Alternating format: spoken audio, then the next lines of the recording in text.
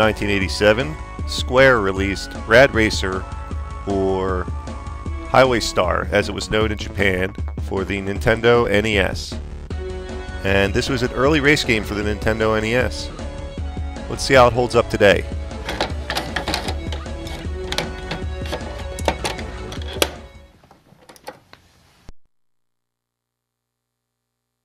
Now you may recognize Square for its long history in video games.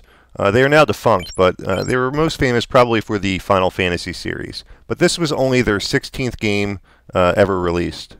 So it was very early in their company history. Now Rad Racer is an arcade-style racing game. It's not a simulator. But it's a very good arcade-style racing game for the Nintendo NES, especially as early in the NES's production life. There was a few unique features for Rad Racer, and that includes your choice of a Ferrari, which I'm using right there. It's like a street legal kind of model. And the other choice of car you had was a Formula car.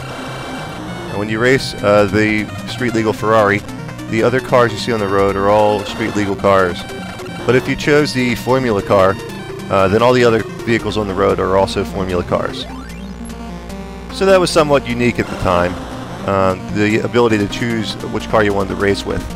Even though the selection's only two, this didn't happen in games. There wasn't often a selection at all.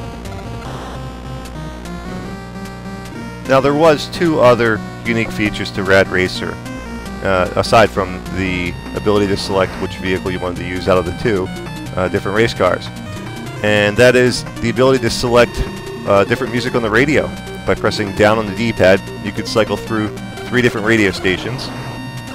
It's pretty primitive. It's nothing like what you see in like Grand Theft Auto or something along those lines.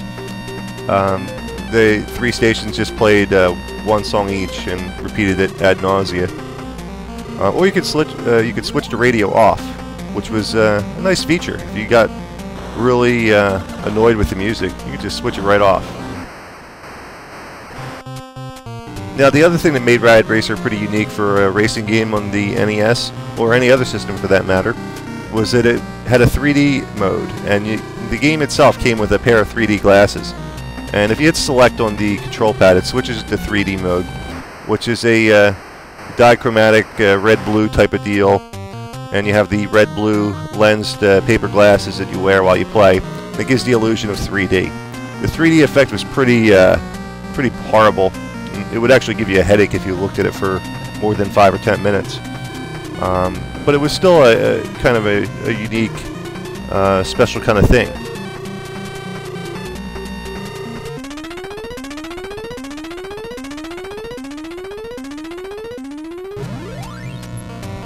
So that's basically what makes Rad Racer unique from any other racing game out there at the time.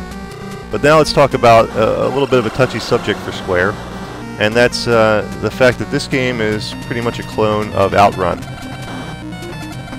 In fact, the only things that keep it from being an exact clone are the ability to select your race car in the beginning and switch to radio station, I believe.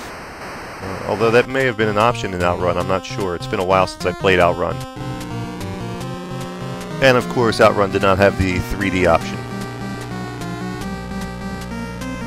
Now let's talk about gameplay for a minute. In Rad Racer, you use the D-pad to control your steering left and right, and your A button is your accelerator, your B button is brakes.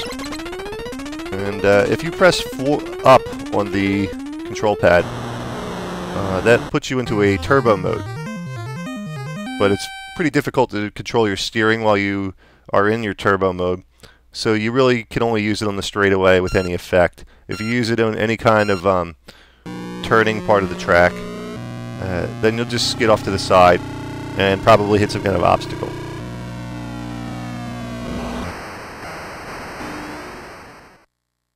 Now, aside from roadside obstacles, there's also other cars on the racetrack or a road or whatever you're supposed to be racing on.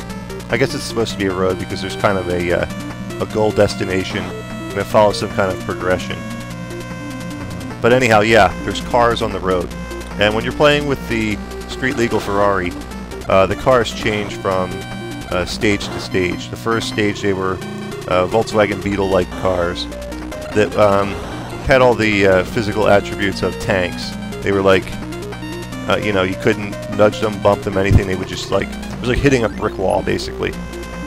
Now you can see, it looks like you're racing other Ferraris on the second stage, which is, I believe, the road to San Francisco. And like the Volkswagen Beetles of the previous stage, these Ferraris are built like f***ing tanks. I mean, you hit one, and it's like, doesn't move, doesn't budge, and makes your car shoot off to the side usually. Now, Rad Racer is broken up into a series of stages, and there are 7 stages to this game. Each stage is subdivided into a series of checkpoints, and you have a certain amount of time to get to each checkpoint. And if you make it through all the checkpoints without running out of time, you hit the end of the stage, and you progress to the next stage, which sounds simple enough, except for this game is pretty difficult. The time allotment between each checkpoint is pretty slim. I mean, you have barely just enough time to get to each one. And when you run out of time, if you're moving at any kind of speed, you'll coast to a stop. And a lot of times, while you're coasting, you'll hit a checkpoint, and that'll actually allow you to cross the checkpoint and continue on. And without that feature, this game would be next to impossible.